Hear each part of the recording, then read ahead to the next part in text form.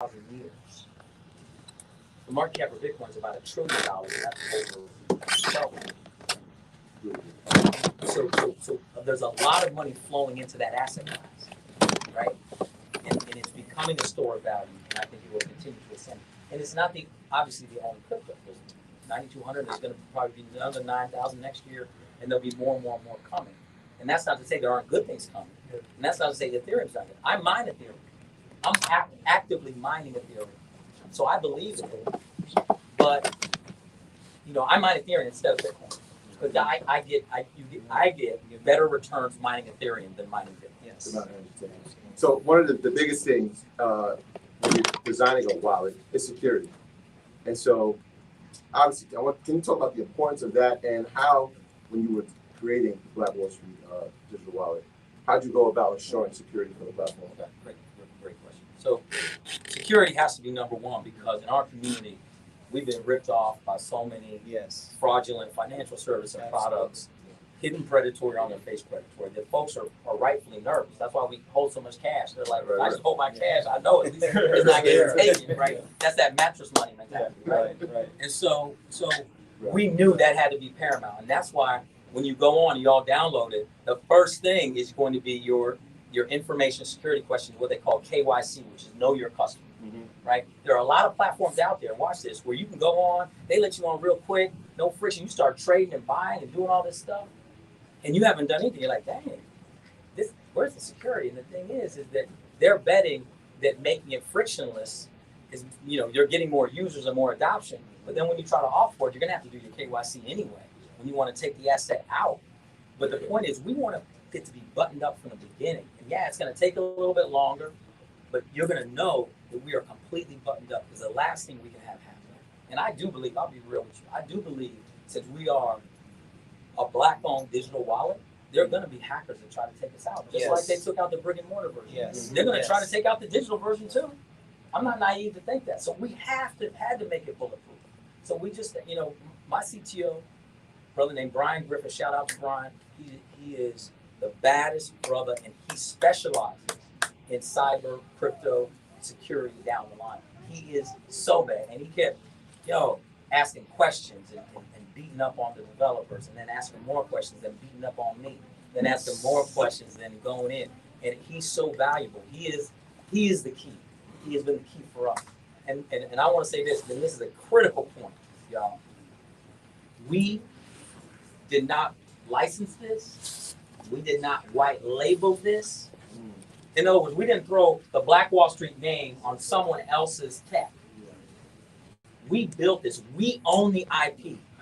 We own the code. We own the technology. And that's essential. It's an essential difference because too many times folks have been marketed to something that wasn't really owned by us. I mean, think about the Rush card. When they pulled up the hood on that, you realized that was Green Dot Bank. And they put marketing on top of that. And they just put their fees. So Black folks were like, yo, if I would have gone straight to Green Dot Bank, I would have paid less. Come on, man. I always say if you invest $200 a month, let's say just half of the African American community, that'll be $4 billion into the market every month. How much do you think we should put into crypto to help offset some of the challenges we face? I literally believe that if all of us committed to $5 a day, dollar cost average, I say set it and forget it. DCA, let's say DCA. And if you just did that $5 a day, you don't even need to think about it again. And you've seen 2, 3, you will create hundreds of millions of dollars of wealth. Another 2 years, 3 billions of dollars of wealth, etc. Because slow and steady wins the race. No one wants to hear that, though. Nobody wants to hear that, right? Well, let me ask you this. Can you explain, because some people, I want to make sure everybody understands. We talk about dollar cost averaging, but why is dollar cost averaging so vital in cryptocurrency, in your opinion? Yeah, it's vital in crypto because it reduces the volatility of the asset. Cryptocurrencies are extremely volatile because they trade 24/7, 7 days a week. So there's a level of volatility that exists. And remember, the mass amount of institutional money isn't in these asset classes yet.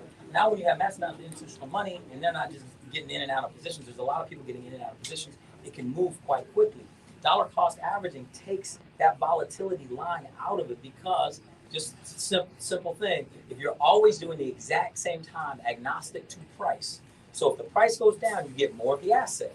If the price goes up, your overall portfolio value goes up, but you're getting less of the actual asset per trade, which is fine. Which, in my opinion, I win either way. People keep telling, I talk to people. I say, "What do you want? The price of Bitcoin's going down." I say, "Yes."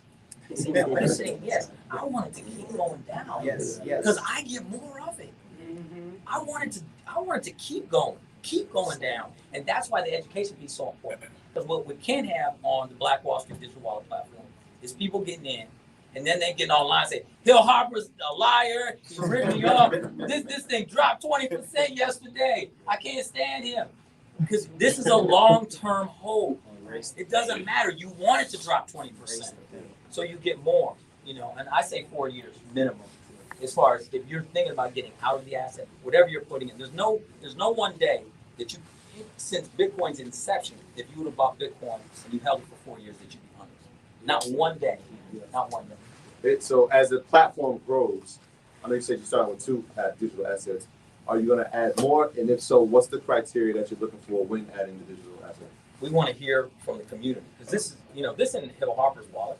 This is community wallet, right? So if folks say we want the black coins on there, a dual coin, guap coin, CJ coin, Capo coin. Shout out to Jim. Hey, there's a coin coming. I had a meeting with this brother called Derek, called Vibranium coin. Oh, that's our guy. That's our guy. You've heard of it. That's our guy. You heard of it? That's our guy. You guy? That's our Okay. guy. So it's coming. Derek. Yeah. Derek Ferguson. Shout out to D. Ferguson. Yeah. So that's coming. So we have a lot of coins coming, by founders from our community, etc. But at the same time, we want to be good stewards of the community and give the folks what we want. We don't need to tell people. They need to tell us. I don't want to assume that I'm smarter than you. I'm not, right? I want you to tell me what, but at the same time, I don't want to just throw everything at you and then folks don't really know what to do and they hear, "Oh, get that Dogecoin, get that Space Coin, get that Shiba Inu." And the next thing you know, they're going to Vegas. I tell people, if you want to gamble like that, go to Vegas. At least they give you a free drink. That may be a rule. And maybe a rope, exactly. You spoke about lending Bitcoin. Yeah. Can you break that down? Lending against the Lending against it. Yeah. Can you explain that? Yeah. So basically, to me, the reason why I recommend the asset class and a hold position is because I believe the value is going to continue to ascend in a way that you will ultimately be holding a good amount of equity in your asset, in your portfolio. And you're going to be able to pull money out, liquidity out against that without selling the underlying asset. And that's a very valuable way to go. I mean, it's just literally repeating what folks do with real estate and other assets and hedge fund managers and people like that. And that's the beauty of Bitcoin. You become your own bank. This is about self-sovereignty. This is about us, community sovereignty. We literally, as a community, we could decide to go off the grid. We wouldn't need the central bank system. We wouldn't need the U.S. dollar. We could decide that. We got $1.2 trillion of spending power. If we're intentional about that, would make us the 15th largest economy in the world. Black America. And if we're intentional about just a percentage of that, we would change the wealth gap. Let me ask you this. You went to Harper. Yes. And Don't hold that again. Come on, Trap. Trap like that, man. He's Harvard, bro. I'm downloading the app. It's live. It is live. It's live right now. So now you get interested, you went to Harper, and you became good friends with President Obama. That's right. We play basketball. So you into politics. Yeah. So the political play on cryptocurrency is very interesting. China trying their hardest to derail the situation. America, taxes up and down, what they want to do with it. So that's always been a fear of cryptocurrency and Bitcoin is that governments control currency. And at any point in time when a currency starts to threaten the government is either going to end the currency or co-opt the currency. And actually, the whole point of Bitcoin will not be there anymore because the government will control it. So how do you feel about government interaction with cryptocurrency? Government can't stop Bitcoin. That's the whole power of it because you can self-custody. So listen, if our wallet is going to be certainly secure enough for you to hold as much Bitcoin in your wallet as you want on the Black Wall Street digital wallet, right? But I don't recommend that you hold all of your Bitcoin on our wallet. I want us to take it off and hold it yourself because that gives you power. You become your own bank. That's power. And so you get a cold wallet, you got to be really, organized and make sure you're not going to lose it. But you get a cold wallet, you transfer that coin off at a certain amount of coin or a certain percentage off, and you hold it yourself. You self-custody. And even if the government comes on and says, yo, Bitcoin is done, Bitcoin is out, you're self-custodying this Bitcoin. They can't come and take that thumb drive from you. They cannot, and they won't, because you better hide it in a place. So when you say take it off, obviously you're talking about like a nano ledger or something like that. Yeah, exactly. So you have your Black Wall Street digital wallet is an app. At some point, will it become a ledger in itself too? Is that something that you guys are thinking down the road? Yeah, the roadmap is vast. There's so many things we want to do. We eventually want to have a peer-to-peer lending apparatus. Okay. We want to do $5,000 to $50,000 micro loans, business loans, right? If we're actually able to get enough people on board and we're actually able to create that equity liquidity position on the app, folks could start lending. See, this is you see where I'm going. So folks could start putting their Bitcoin up, make interest off of it, and be giving Black businesses small loans based off what they're holding. So everybody's winning. You see, we create our own ecosystem, and that's why we called it the Black Wall Street, because it brings us right back here to the Greenwood District in Tulsa, Oklahoma. Because to me, what created the wealth here, where we are, 3 pillars. 1, institutional ownership. Yes. 2, institutional trust. Yes. And 3, the movement of money or capital within the ecosystem. Yes. Dollar changed hands 6,100 times. Back then, that was up to a year or more. Almost right? 3. And so that created the centrifugal force of creating jobs. Because if I go transact with you, you got enough business, you're going to have to hire somebody else. And that person's going to start making a living. And they're going to transact over here. Now they have to hire somebody else. So we forget the network effect of money. Yeah. We can copy that same network effect within a digital wallet ecosystem. So we can have peer-to-peer lending, we have micro lending, and then we can start spinning up other things. I'm going to hit you with something. We can create our own algorithm for credit worthiness. Wow. Mm. Wow. So we can have the Black Wall Street credit rating. So Leon on Experian, Equifax, TransUnion, wherever, maybe 550. But on the Black Wall Street, Good. he's an 800. Shout out to Leon, shout out to Diane, shout out to Tyrone. All y'all good. So that's it. And one thing I want to say about the genius of where we are right now. So O.W. Gurley and the founders of this 35 blocks that is the Greenwood District. To me, the real fundamental genius was that he didn't say, oh, I'm going to put up Gurley Hotel, Gurley Cinema, Gurley Apartments. You're going to have to rent from me. You're going to have to go to Gurley Grocery. Yes. He said, I believe I will do better if I help empower other owners. A rising tide will raise all ships, including mine. Amen. Right? And so that collective spirit, that's a mindset shift for our community. And if we can get there, Yeah. like, yo, no matter what business you're in, you're not my competition. You're my brother. And I want you to win because if you win, you give me permission to win.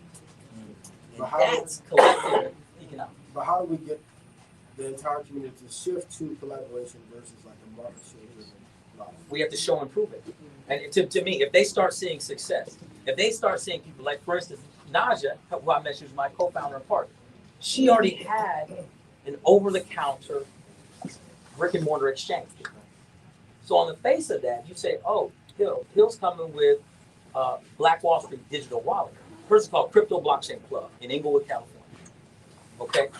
Hill's coming with the Black Wall Street digital wallet. Oh, you think we are competitors, right? Because we are literally selling Bitcoin and cryptocurrency. But instead of saying, no, if we work together and lock arms, we can scale because there's so much need. We're in a state of emergency right now. We can try to act like we're not, But that prosperity now state that was called the Road to Zero Wealth said that we're black folks, we're going to be at zero wealth by 2053. Some doesn't change. And the McKinsey and Company said, well, the pandemic has made it actually 2043 now. And Latinos are only 20 years behind. So we can't keep doing exactly what we've been doing. We can't keep operating the same monetary system that's been systemically and institutionally racist, taking advantage of, keeping us locked out, keeping literally locked up. Yeah. Literally locked up. Because why do 95% of the brothers and sisters that are in prison, what are they in prison for? Right. A money-related crime. Yes. Trying to make money. Yes. So if we solve the money problem, we solve that problem. Let's talk about health disparities that ravaged us with COVID. Let's talk about educational gaps. Let's talk about all those things. The root of all of that, the thing that links it all, is poverty in community. Lack of financial resources and choice. So I believe if we solve the money problem, we solve all these other social justice. We can't have social justice without economic justice. We got to go for that. Nah, that's powerful. Let me ask you this: you made an interesting choice to do a tour, and go to different cities, and you was really in like the neighborhoods. I know that because you called me and you was like, I'm like, you was in New York. I'm like, where you at? You like, I'm in Brooklyn. I'm like, all right, what part? You're like, I'm in Brownsville on the hill. Like, remember from the hill up in Brownsville? Like, I ain't going there. What's your next stop? So, I mean, why did you choose to do that? And what was your reception in these environments where, you know, people might not be familiar, but they just might be trying to just figure out how to rub two nickels together and come in with cryptocurrency and Bitcoin and Satoshi and things like that. Well, I mean, that is fundamentally the point, is that people are always acting as if our community can't afford things.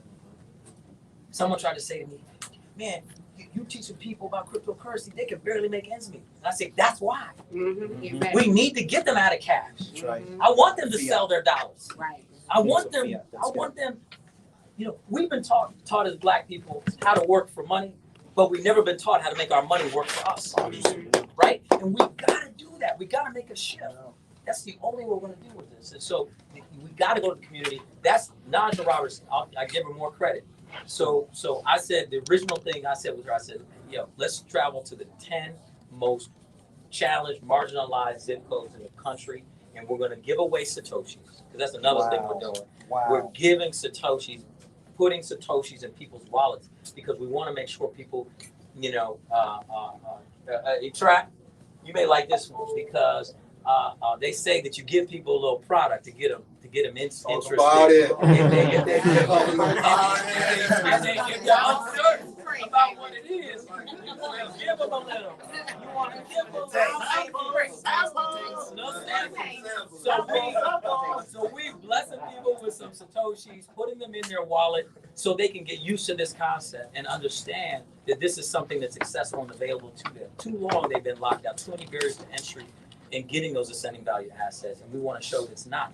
No matter where you are, no matter who you are, if you can get $1, $2, if it's $1 a week, $1 a month, $1 a day, whatever you can do, just start. That's it. Are we good, Mike? You good? Yeah, hold on. We just. Yeah, we're gonna get it. I just want to make sure we good. The computer died. Offline. Yeah, I seen him moving. I'm like, you're moving too much. So just make sure we good. Come on, Big Mike. Computer died. Let's go, baby. About to say Rashad anxiety through the roof. You need another computer. Look, girl. Everybody will be like, why Rashad looking like that?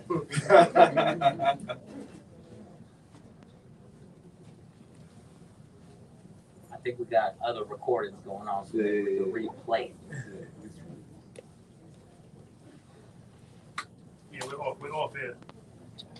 It's on, but it's just not. At It's not 8:50, video. we're off here. I don't know. Everything fucking good. It's not shit coming up.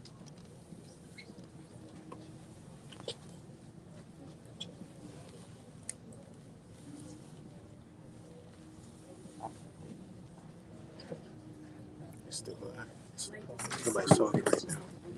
You hear me? It's going. You hear me? Yeah, come over here. Zoom or YouTube? It's not showing up. It's still live on YouTube, but there's no video. Not here. That's what I'm saying. We're not done yet. What happened? Kicked the report out? This died. Yeah. You still get sense. Okay, let's put it.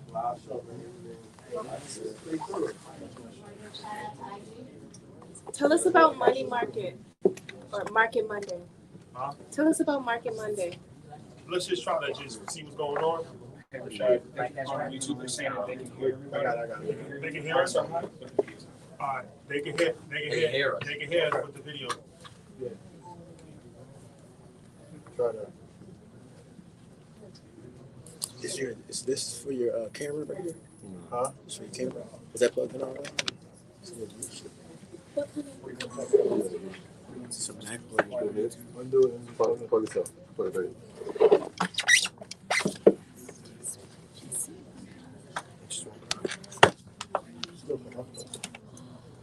Try another camera.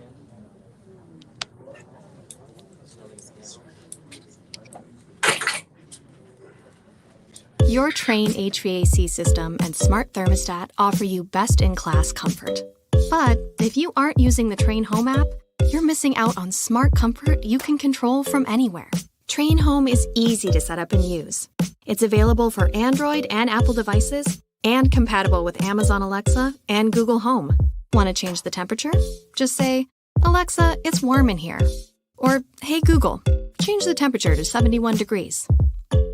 Your smart comfort system helps you save energy and money right from your Train Home app.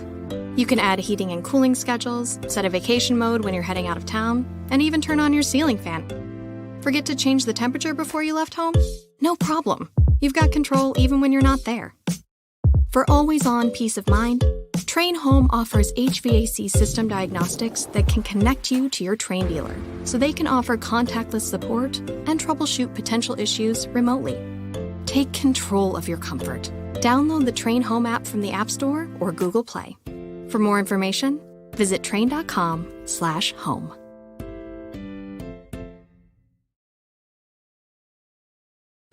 There was property I wanted to buy even that young. I let my father talk me out of the property. I said, "Dad, I found this property. I think it's something, you know." And he's like, "No, why? What do you think? You're gonna lock up some money? You're gonna do this, do that, you know?" And that property, I think today worth like $6 or $7 million. And what's crazy about it is that I felt it was the right thing to do, and that's the thing. For me, I learned that fear stands for false evidence appearing real. People project their fears on you. They're not your fears. They're projecting it on you. And so you have to follow your heart and your intuition. And you know, I mean, I was in, you know, because at that age, I was going from Brown University in Providence, Rhode Island to Boston. And Cambridge, at that point, wasn't a super expensive, it hadn't exploded real estate. Boston hadn't exploded in terms of cost. And there was opportunity there. I was going to be there for 4 years anyway, going to grad school. And so instead of renting, I could have bought. And it was the whole idea was, it was like, my idea was buy a unit in like a 4 or 5-plex and rent out the other units. And so I needed my dad to help me with the down payment. And he was like, No. You're good, kid. you're good. You know. I want to stay with the fear, and I'm going to flip it a little bit because most people know you're an established actor, you're well educated, but you're going into this space, and so I'm sure there's plenty of doubts and a bunch of naysayers. I'm sure, right? Like, oh, he's an actor, he doesn't know what he's talking about. How do you deal with that? And in turn, how did you build your team, right? Because you had to find the people who also had a similar passion and belief in this as well. So how did that process go? You know, I don't want this to sound, too out there, but I believe God in the universe puts people in your life Amen. at the right time. Amen. You know, and you meet people, my brother Lamar Wilson's out here from Black Bitcoin Billionaires. Shout out to Black Bitcoin Billionaires. I met Naja through that platform, right? And you think that Brian and I got introduced because I I was in Seattle because we shoot my show, The Good Doctor, up in Vancouver. So I was in Seattle. This brother's a genius, and there's a lot of tech in Seattle. So he was there, and he and I met, started talking, realized that we were interested in community empowerment, and he's a tech genius. And so you ended up, and then sometimes, man, you work with people and it just didn't work, But so I'm not saying that every time you meet somebody it's the right situation, but I've been very blessed and fortunate to have good people, and I'll, all of us, we're only as good as our team. Yes. Only as good as our team, and I'm adamant saying this is not Hill Harper's wallet, this is ours, right? I'm literally attempting to do it the way O.W. Gurley thought about the Black Wall Street and the Greenwood District. I haven't seen, I've seen one drink named after him, but other than that, that's it. It wasn't about Gurley. It was about everybody. And so that's what this is. And that's what the wallet is. Let me ask you this. Can I ask you another question I asked you in Bel Air? Where do you guys get Bitcoin from? That was something I was always interested in, like Coinbase and all these exchanges. Who's supplying them with Bitcoin? Right. So we are using a company called Prime Trust. And that's the same company Binance US uses. And it's also Swan Bitcoin uses now. Shout out to Swan Bitcoin. So we wanted to literally go to the best, right? And so all the KYC, the connective tissue between the bank account and the wallet is done by Plaid, which is considered the top industry standard. So my goal was to go to the best in every category, and eventually, to be real, I want us to grow so that we become Prime Trust. We get our MSB, Money Services Business license. We get our MTL, Money Transfer license. We get all the requisite licenses to be a fully fledged trust company, and we could be a liquidity provider, right? We're holding that much, and we're providing that service. So if a young brother's coming up and says, yo, what company should I use to access that Bitcoin? Oh, you got to use the Black Wall Street, the trust side of that company, right? And so we want to build to that. But we wanted to, on our way there, use the best. So we are doing it the right way. And folks can say, hey, they're using top of the line in every single space because our people deserve that. Yes. Our people deserve top. Is part of that the reason why you're actually mining Ethereum? No. Okay.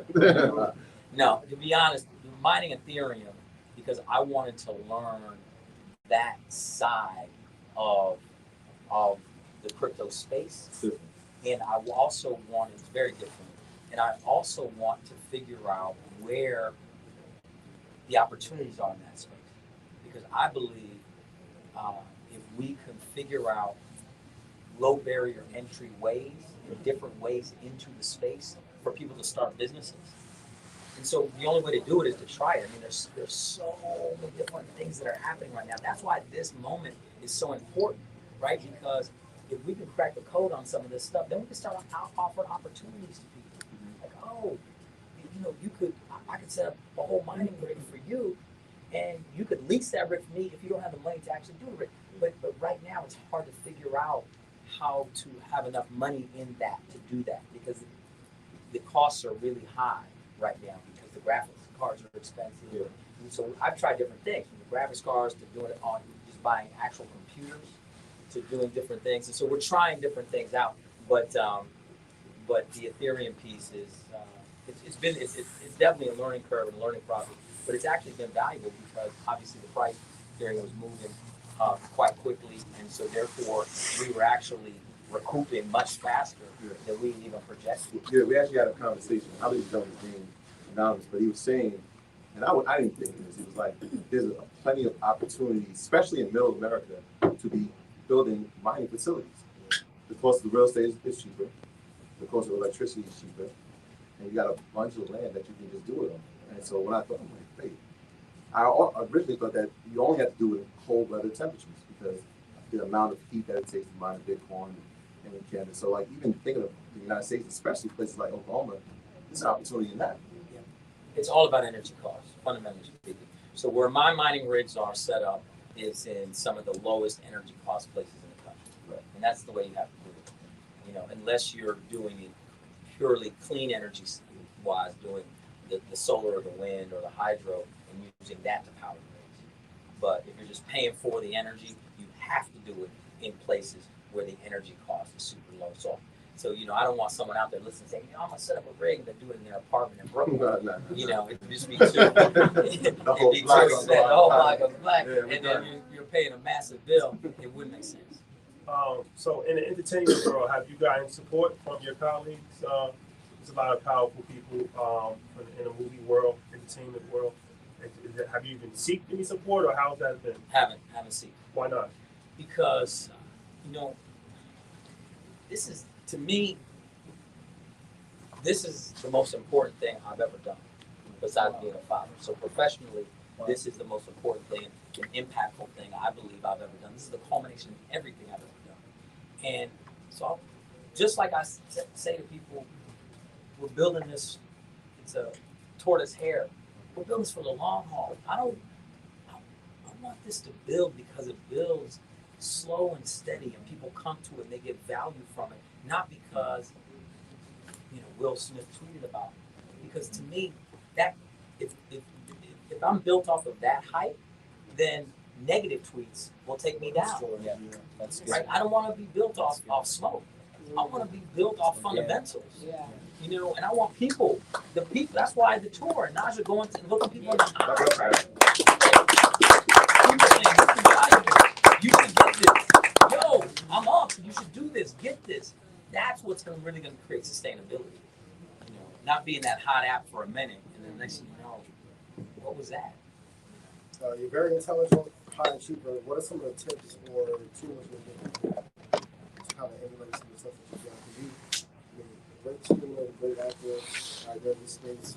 What are some of the parallels that you see? I really believe you just got to follow your heart. Whatever your heart says, don't judge it. Too many of us judge it. And too many of us say, we talk ourselves out of things. So many young brothers and sisters I talk to, they say, well, I would do this, but, and that sentence crushes my spirit, man. The answer is, I'm doing this, and I'm gonna have to figure out a way to do it, because it's not clearly apparent to me how I'm gonna get there. Because I either don't have this or I don't have that and that, but I'm doing this. And that, to me, is it. And if you follow your heart intuitively, then you're living your truth. And that's. Now, how many hours a day are you working on your craft? Because you can follow your heart, you're lazy. Yeah, but are you really? See, that's the thing. To me, you're not. Because if you're truly following your heart, you get up thinking about it. Yeah. And you start doing it. And you go to bed thinking about it. And you're doing it. And or else you're doing something that somebody else told you you should do. That's the problem with education, to be honest with you, I believe, is that we tell people, study this so you can do this, which is automatically limiting. Mm-hmm. Why not just study something so you become a more learned human, so you have more options, and then choose what you want to do with that? You can go to engineering school, but decide to do something completely different, but you still have that fundamental skill set or learning, and maybe you apply the engineering or physics or whatever that is to the new thing you do. And to me, it's about optionality. It's about spreading and going and knowing that we are magnificent people. Yes. There's nothing we can't do. And if we know that fundamentally, we'll start understanding our power, and I believe we'll start spending our money like that. Come on now. Right? But if we believe we're less than, then we start having to buy stuff to make us feel better about ourselves. When those STEMI checks came out, Naja was telling me she was driving down from Inglewood to Beverly Hills. She said there was a line down the block at the Louis store on Rodeo Drive. People with house shoes and hair rollers, they looking like us. And so why do we feel that we have to do that to make ourselves feel better? Why can't we say, you know what? I'm gonna actually start my own black-owned high-end luxury handbag shop. Yeah. And then the community supports that. So we have a black-owned Louis. I mean, your man from LVMH, Bernard, whatever his name, he just surpassed, Elon Musk is the wealthiest man in the world because their stock price went up. And that's us again. You know what? Moet, Hennessy, Louis Vuitton, Christian Dior. Christian Dior. Make sure they know that. The Mount Rushmore. Fendi. Make sure you know that. Mount Rushmore of Atlanta. Gosh, I say. Shout out to the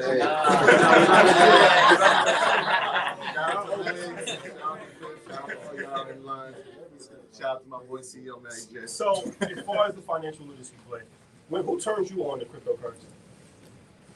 Okay, so I went away to, y'all ever hear this thing called Summit Series? I used to go to a lot of different retreats. What's that? I never This is called Summit Series. This particular one was called Summit Series, and they used to have these retreat weekends where, in this case, it was up in the mountains in Utah. But they used to have them in different places before they bought a mountain. They bought this mountain in Utah called Powder Mountain, and then they started having it there all the time. But before that, it moved around, and they'd have it in different places. And so they had different seminars. And you go away these weekends, different seminars, and one was a seminar about Bitcoin. And I was like, man, this is probably about 2014. And I was like, man. So I go to this seminar. This guy's talking to me about how Bitcoin, the way it's built, the technology, the way it's, it's about opportunity, it's about equal access, it's literally about dealing with wealth gap, providing access, lowering barriers to entry, all the things we've talked about. And I was like, man, what is this? I still don't really quite get it. And so I went up to him afterwards and I said, well, what do I do? And how do I start? He said, man, you just got to start buying it and then start reading it and learning. And he says, the more you learn about it, and you use this word that it's in the Bitcoin community. He said, the more you learn about it, the more convicted you get about it. Your conviction will rise. And I said, okay. I said, well, how do I start? He said, just go. And I'm not going to mention the platform he told me to go buy, because if you look up what's the most racist platform in the crypto exchange piece, because the CEO has treated his black employees wrong, it's that platform. Wow. And so I went there because that's where he told me to go. And I think you're never supposed, by the way, folks out there, never tell people how many coins you hold, how many Satoshis. Because as the value begins to rise, people don't forget. That's just a rule in the Bitcoin community. And that's also a rule in the 10 Grand Commandments. Never let them know how much gold you own. Because jealousy. All right, I digress. No, it's relevant. That's true. For the culture. As the value begins to roll, people remember, 4 years ago, he told me you Culture were pockets. what? Yeah, exactly. So I bought some coins. And then I kind of forgot about it. And then I heard the story about Mount Gox. I got caught. Man. You got caught in that? Yeah. And I was like, did I? That was Did I? I was like, oh, were my coins that I bought on Mount Gox? Because I was so not into it at that We point. talk about that. I think that's an important lesson. Yeah, well, I'll let Ian talk about it. I don't You want got to cry caught. anymore. I mean, protection is most important. You have to put it in a stable place. So then they connect later. You have to be on a platform that's trustworthy. Because if not, I woke up one day and all my coins were really gone. I went to the bank. I was like, hey, took my coins. It was like, nothing we can do. But that's not a protection part. Protection part is so much. essential. Defense is number one crypto. Wow. Let's go back to the name, Black Wall Street. Obviously, 100 years to the moment of the massacre. 3 living descendants still. Obviously, 3 living survivors. Plenty of descendants. Yeah. Plenty of descendants. What are their thoughts on the use of the name, and have you spoken to any of them about this space, the crypto space? Yeah. So yesterday, I was so filled, man. I got a chance to be in the audience, and right there, Mother Fletcher, who's 107 years old, and Uncle Red, who I believe is 105 or 106 years old. They were just sitting there eating, and I said, I asked grandson Ike if I could speak. And they talked to me for a while, and I talked to him about the platform, and I said that I was making a commitment of $1 million of profit to go to the survivors and descendants and families. Because for me,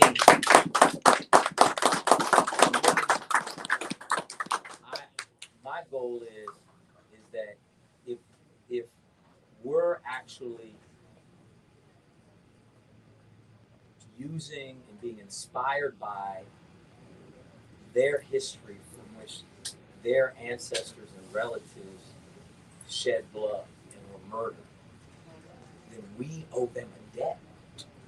You gotta pay the survivors and descendants. They gotta be participants. And my original plan, to be honest, was to give the survivors and descendants to create a pool of 1 million shares of stock and give it to them. But there was, and that's, my lawyer said there's an SEC problem with that around accredited investors pre-IPO. So once we IPO, which is the hope that we'll do someday, I'll be able to do that, right? But I can guarantee, you can give away money, you can give away profits, and that's what you can do. So I can say that. And I was just so moved to be able to talk to her. I mean, come on, 107 years old, and she's having a conversation with me. That's living history. That's why we do this. And my son who's 5 years old, was just a few steps away. So I was like, okay, we have legacy, and then we have the future over here. And it's our responsibility to make it better. And we're letting them down if we don't step up. So I'm hoping that every business that's benefited from them and their legacy comes through, and they get a stream of money. Is there a foundation? Justice for Greenwood. That's the foundation. Justice for Greenwood. I know Demario Simmons, Dr. Tiffany Crutcher, they're really working hard representing. I've had conversations with both. They're working hard representing the survivors and descendants. There's multiple active lawsuits against the city of Tulsa, against county, state of Oklahoma. I believe they're trying to get Maxine Waters, Congressional Black Caucus, to go after Bank of Oklahoma, Chase, go after the insurance companies that haven't paid. Even that's just millions of dollars. Millions of dollars. If we could, Jamal or Bam or somebody, if we could get the website before we end this show, I want to let the people know, where they can donate. Like if we can get the direct information, and we got the number right here. What's the number? So it's a descendant hotline,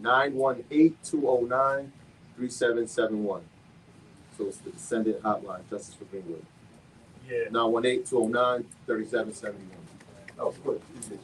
Yeah, for sure. Yeah. And Earn Your Leisure will definitely be making a donation, because I feel like, at the end of the day, we're really blessed, to be able to make money off of conversations, to be able to have lunch in Bel Air, things of this nature. Sometimes you take it for granted, but at the end of the day, it's like you wake up and you can just do whatever you want. You can eat lobster. Like, you're really blessed.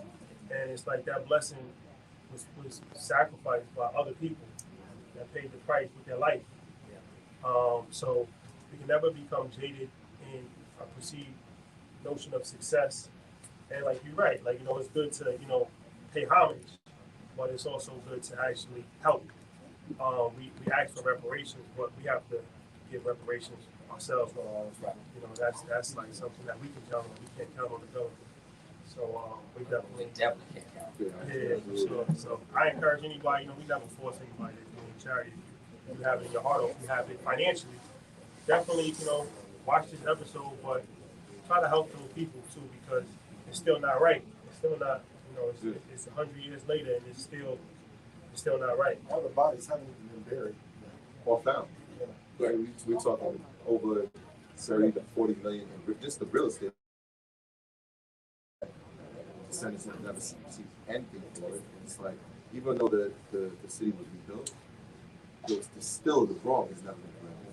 You know what I mean? So yeah, if you feel encouraged to, absolutely. And like I said, we're definitely gonna be part of it. Tomorrow they're doing a whole thing. They're continuing from today, where they're actually going to where they believe some of the mass grave sites. That's right.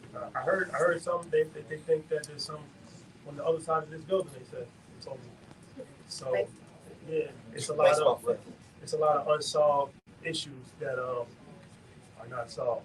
That's right. So, but before we wrap, what is the future of your app, your platform, And how do we start to work together collectively? Because even with the coins, there's a lot of coins.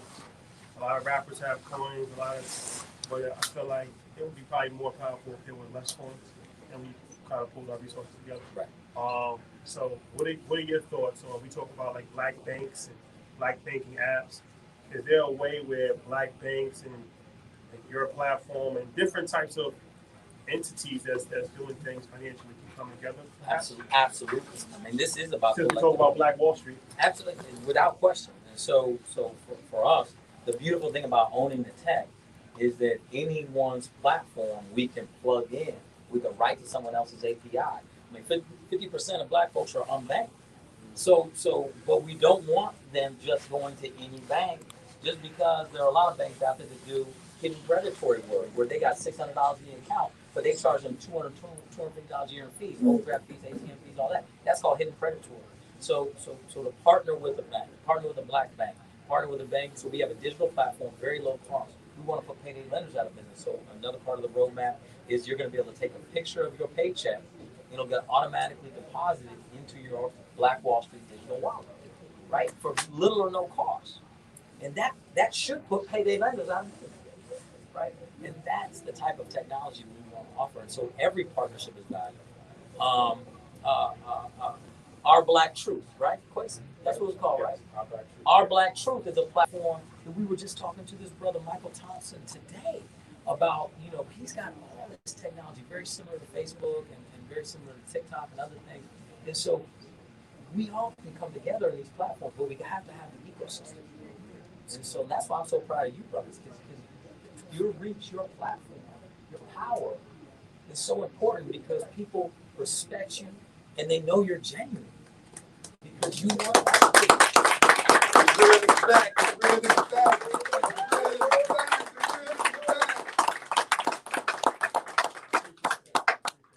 Because I think it's important, as far as a lot of times people don't realize the power of working together. And you brought up a really good point when you said he didn't name everything after himself on Black Wall Street. O.W. Gurley.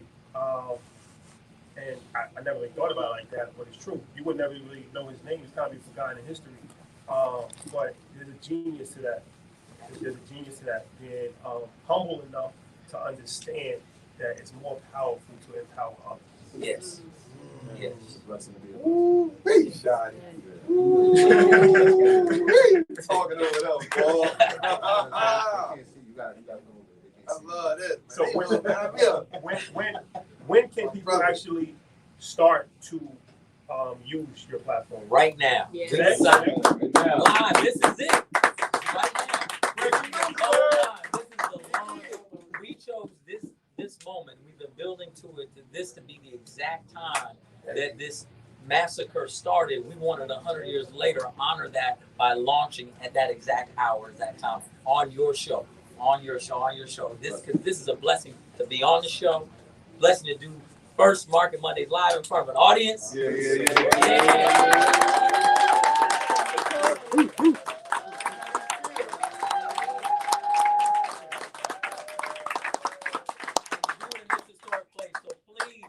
Download the app right now, the Black Wall Street digital wallet. Please download it. And know this though, but listen, you ain't going to be able to just download it and start buying the coins, right? You're going to have to KYC and go through the process, and all of that gets cleared. It takes time. We got it right there. Real quick. We got this. This is it. This is what you'll see. It'll say learn, and then it'll say sign up. Boom. And then you put in your name, your information, and then it's gonna you'll get texted. You'll get texted a code. You put that code in, and then it's gonna say, "Hey, we're checking your information to make sure." You're already signed up. Oh, you already signed up. That's what I was doing over here, man. I was signing up over here. This is traffic right here. This is fun. So you come on now, and if you hit invest now, you just sign up. So it says we are now verifying your information because, like I said, we're doing it all first. We're verifying people first. We don't want any money laundering on our platform. Yes. We don't want any nonsense. We don't want anybody doing anything that could potentially get us shut down in any way. It's going to be so squeaky clean and completely bulletproof And then you have all these videos, all these learn. There's my partner there, Miss Naja, her video. What is Bitcoin? Simple. Gotta make some content for you. Right? Yeah. Come on now. Listen, that's her intro. And I asked Sasha, I said, how come her intro is better than mine? It is. And then that lives online. It was designed for peer-to-peer transactions. it's just simple, clear information so that people can get it, meet people where they are, right? So the videos, the educational videos are very important. They're very short, a minute, 30 seconds, each different topics. There'll be over 120 videos, and it's all free. Anybody can get those videos. You don't People need. ask what the app name is. The app name is called The Black Wall Street. The Black Wall Street. So when you go in there, since we literally just launched, you won't. We're not at the top. QR codes. We're Yeah. So you'll see, you have to scroll down, and it says The Black Wall Street. And can they go to like the link in your bio on Instagram? Yeah. Well, the link in bio on Instagram right now will take you to theblackwallstreet.com. That's another way. You could put your email address in theblackwallstreet.com, and then we'll send you a link. Okay. And if you do that, another incentive to do that is we're blessing the people from the landing page with the Satoshis first, because those are the people that signed up first through the landing page before we were live. Those are the real convicted folks, the folks that got in early. And I can transfer, like you can transfer Bitcoin from like Coinbase to your Please. platform? Please get it. You can transfer wallet to wallet. Get your coins out of the Coinbase. Get them onto the Black Wall Street. Do that. Now there are places. Let's be very clear where you absolutely should not be buying your Bitcoin. Naja, what are they? Robinhood, because Robinhood be robbing the hood. Venmo, PayPal, SoFi, Webull. Really? She didn't say Cash App. Well, We gotta have another show. Definitely gotta talk about Coinbase. That's the most racist platform on. Wow. Really? Talk about it. Yeah. Get it to them raw. So the reason why many of those platforms, for different reasons, you either have to cash in your Bitcoin to actually move it. They're not letting you just move it right off as Bitcoin. And you want to be able to move it off, like I said before, self-custody, etc. And so that's a really critical point about the ability to have it be self-sovereign. So that's what you can do on our platform. And we're trying to make it as clear and simple and low barrier to entry, low friction as possible. And that's why the videos are important, because people just give people comfort, because it's a new space. Yeah. If we've done anything to help you, download it. Download No it. financial. I love this brother. No financial interest. If we helped you, and we gave you those fire picks, download this book app. Let's push them to number one. Thank you. Tonight. Thank You know what we do.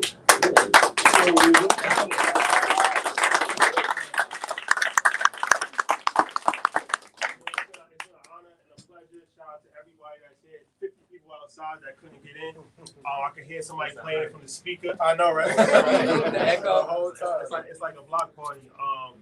But thank you to everybody. I have high levels of anxiety, and for some reason, they always test my anxiety levels. So we lost power for 5 minutes, but we fought through it, and we got through it.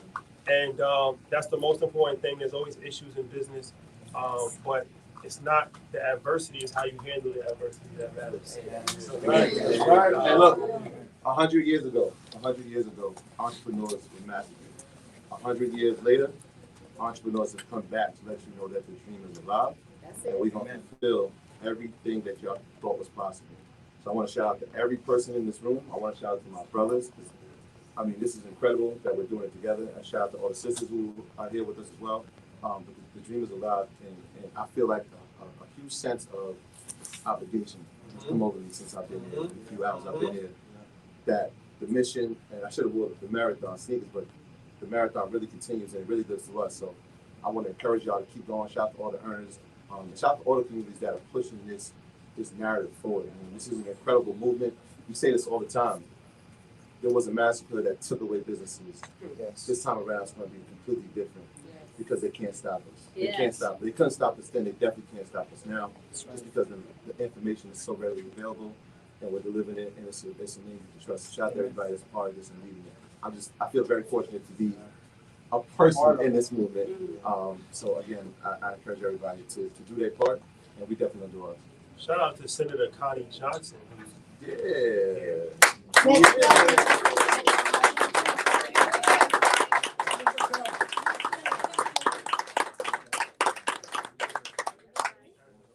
Yes, you know, it's an honor to come.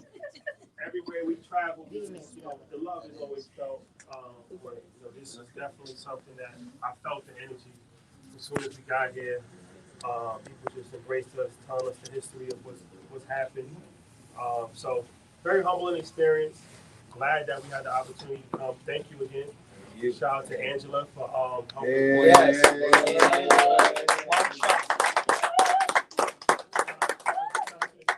Greenwood Chamber of Commerce, I believe, right? They help out as well. And anyone else know from this that helped put this together? Well, listen, I mean, I think everybody in Tulsa City, you know, people here, you know, the more I learn from people here, Vanessa Harper, who I affectionately call Cuz, she's a city council person. Yes. I've been learning that the Williams Dreamland Theater, which was one of the most successful theaters in the country, was literally right where this highway is built, right up there. And they literally, after they rebuilt, right, they destroyed it all, they rebuilt it bigger, then they put a highway through it. Then they put this through it. There have been years and years of systemic and institutional racism to try to stop this community. And now most of the black folks are in North Tulsa and they're struggling.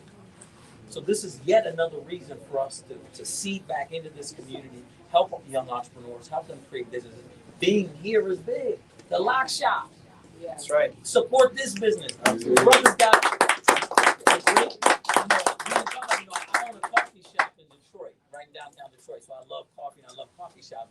Brothers got a beautiful coffee shop called Liquid Lounge right here on Greenwood Avenue. Shout out to him. There are so many beautiful black-owned businesses here. We can support them either on a platform or come here, support these businesses, and we all will rise together. I love these young brothers. They not. Come on, look at this t-shirt. I wish my son was here.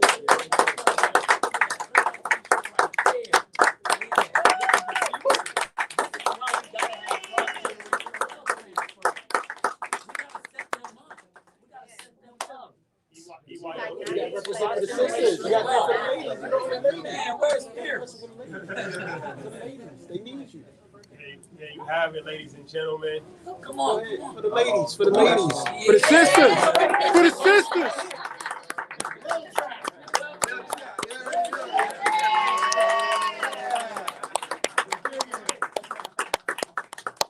That's why we got to do this. Cross-generational health training. Amen. That's a fact. Break That's up a the fact. school to prison pipeline. Yes. Yes. Ian, I'll let you get the last word, brother. That's it. Love each other and collaboration over competition. We should not be competing against one another. It's good. Support each other, and if you're good at your craft, there's more than enough room and money. Everybody can eat. Collaborate. That's it. Yes. Unity. Wall Street looks like us now.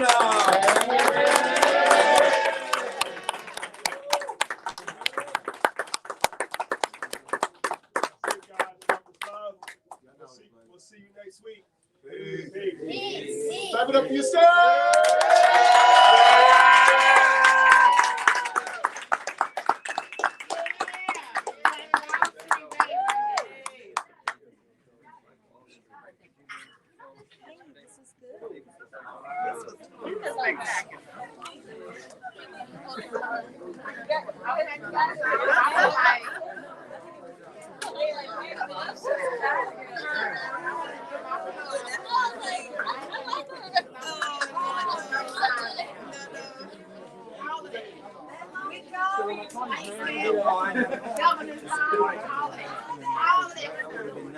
I appreciate you. Other way. Hey, one. Let's take a picture real quick. Let's take a picture real quick. Troy. Watch your camera. Watch your camera. Nah, That's nah. it. Watch out. Watch out. Ready, 1, 2, 3. Can we get one more with Najee in there with them? Yeah, Najee, come on in.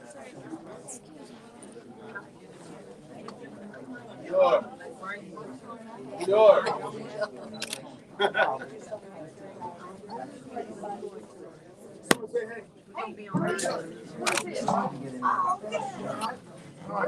It's a proper, my man. It's all good. We are in Tulsa, Oklahoma.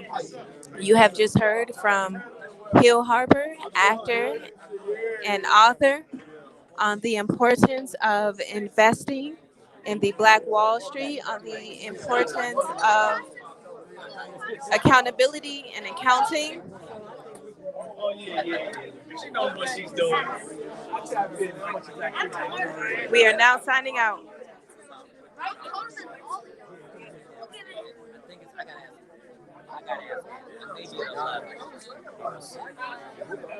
This stuff? Yes, I did. I had to stay stationary this time, but I did my best. That's awesome. I recorded the whole thing. Are you serious? Yeah. Oh, that's amazing.